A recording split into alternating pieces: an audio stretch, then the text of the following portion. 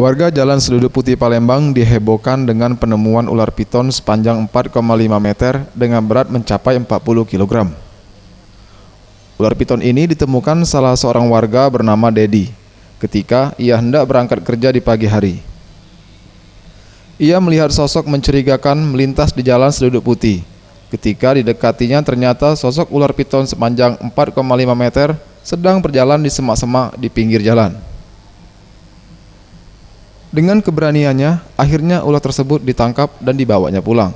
Untuk mengantisipasi lilitan ular piton berjenis kelamin betina ini, ia tutup mata dan mulutnya untuk mengantisipasi hal yang tidak diinginkan bagi yang melihatnya.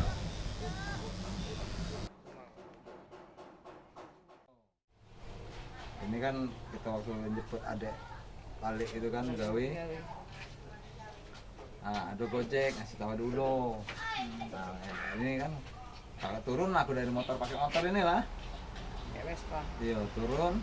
Terus aku buka jaket, peganglah kepala. Saat ini ular piton tersebut berada di rumahnya. Rencana ular tersebut akan dipelihara sendiri dan dijual dengan harga yang pantas sesuai dengan panjang dan beratnya. Tim Liputan Sriwijaya TV.